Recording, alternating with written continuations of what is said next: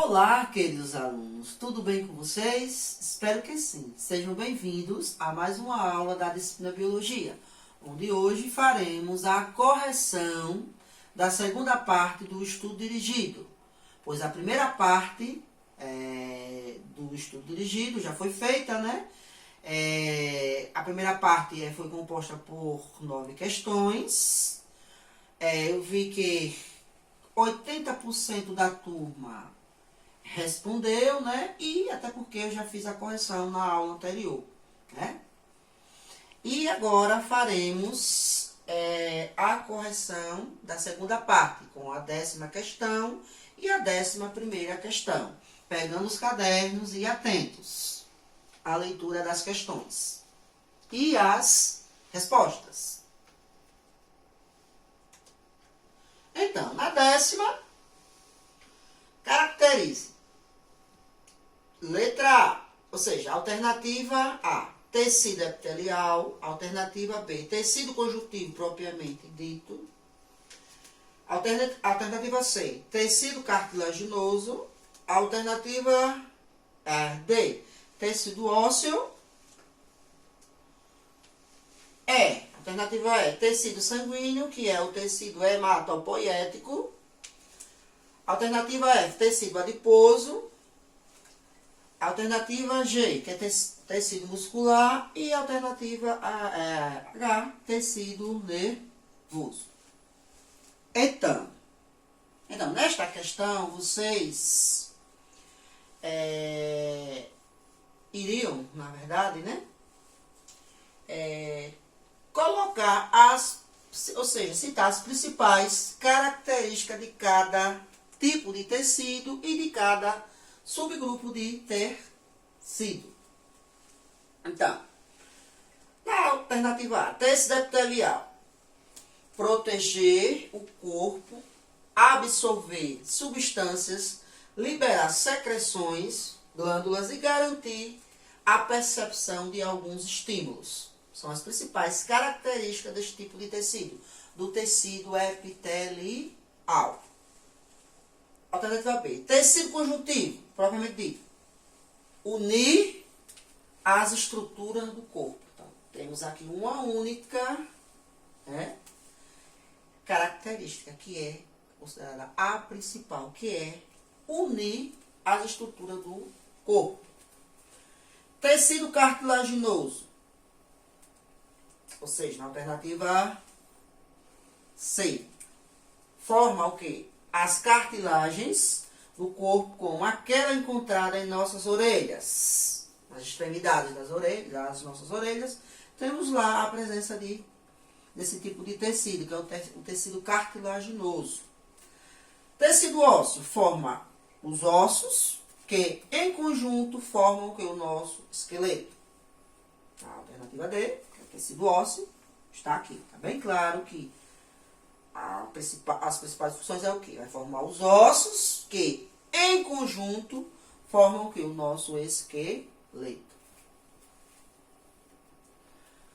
Alternativa E, tecido sanguíneo, que é o tecido hematopoético. Ele é responsável por formar células sanguíneas. Alternativa F, tecido adiposo. É um tipo de tecido, ou seja, no qual a gordura está armazenada. Na alternativa G, ou seja, tecido muscular, apresenta o quê? Células com grande capacidade de contração e por isso está relacionada com a nossa movimentação, alimentação e até mesmo com os batimentos do coração. E na alternativa H, que é o tecido nervoso, que forma o quê? O nosso sistema nervoso e, consequentemente, atua no quê? No processamento de diferentes informações. Então, nesta questão, voltando, na 10ª, iria só o quê? Caracterizar, ou seja, citar as principais características de cada tipo de tecido, certo? Sendo que temos aqui os tecidos, 4 tipos principais, né? De tecidos, corpo humano, que é o tecido epitelial, o tecido conjuntivo, o tecido muscular e o nervoso. E temos os subgrupos do tecido conjuntivo, propriamente dito, que é o cartilaginoso, o ósseo, o adiposo e o sanguíneo. Na segunda questão, que é a 11ª questão, nas frases seguintes assinale certo com a letra C, né? Para certo, ou errado com a letra E. E justifique as alternativas erradas. Ou seja, nesta questão, quando a alternativa estiver correta, assinale com a letra C de certo e E de errada. E justificar as erradas. Alternativa A. O tecido epitelial tem uma quantidade abundante de substâncias intercelular? Não. Aguardemos que eu vou colocar a justificativa. Por que não? Nesse tipo de tecido aqui, que é o tecido epitelial, não há uma grande quantidade, ou seja, abundante de substância intercelular. Sim? E sim, no caso, a justificativa estou abaixo, que eu vou estar colocando para vocês o porquê é errada. Então, vamos dar continuidade. Alternativa B. O tecido adiposo armazena grande quantidade de gordura e nos protege contra a perda excessiva de calor e choques mecânicos. Sim, com certeza.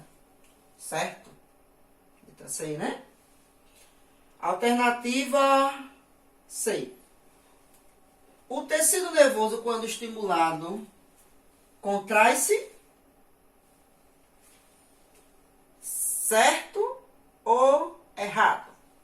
Errado. Vou estar justificando o porquê esta alternativa está errada. No que diz respeito à questão do estímulo e a questão de contrair-se, que é errado. Não corresponde a esse tipo de tecido, esta característica, né? E de certo, né? Foi certo essa aí. O tecido muscular liso é encontrado nas paredes de órgãos internos como o útero, o intestino e o estômago, etc. Então, para a alternativa D foi certa. Então, vamos... Quais foram as alternativas, ou seja, incorretas, ou seja, as erradas? Letra A, alternativa A e a alternativa C. Espero que vocês tenham acertado, né? Para com desculpa, ainda tem uma alternativa, que é a E, gente. Desculpa aí. Os elementos presentes do sangue são produzidos no tecido hematopoético? Sim. Certo? É? E as justificativas? Quais foram as erradas? A alternativa A e a alternativa C. Voltando lá, ó, o tecido epitelial tem uma quantidade abundante de substância intercelular? Errado. Então, o tecido epitelial tem uma quantidade pequena. Veja que o tecido epitelial, esse tipo de tecido, ele não tem uma grande quantidade abundante de substância intercelular, não. Ele tem uma quantidade pequena de substância intercelular. Essa substância celular é controlada, ou seja, é encontrada em grande quantidade nos tecidos conjuntivos. Então, é uma característica, né, no que diz respeito da abundância para com o tipo de quê? Dos tecidos conjuntivos. Quem são esses tecidos conjuntivos? O cartilaginoso, o adiposo, o ósseo, o sanguíneo, que são subgrupos. Fazem parte aqui de quê? Dos tecidos conjuntivos. E a outra alternativa que foi incorreta foi o quê? O tecido nervoso, quando estimulado, não se contrai, mas conduz impulsos quê? Nervosos. Ao contrário do que tem lá, ó. Veja lá o que Vejam lá o que tem na alternativa C, olha. O tecido nervoso, quando estimulado, contrai-se? Não, errado. O tecido nervoso, quando estimulado, não se contrai, mas conduz o quê? Impulsos nervosos. Então, gente, foram duas questões, né? Da segunda parte do estudo dirigido. A correção foi feita. Espero que vocês tenham acertado, né? Todas as questões. E lembrando que esta correção, né, eu vou estar disponibilizando, né, aí no grupo, né, de vocês do 9º ano, para vocês pegarem o gabarito e fazer as devidas correções. E atentos também à leitura das respostas do estudo dirigido. Então, um forte abraço e até a nossa próxima aula.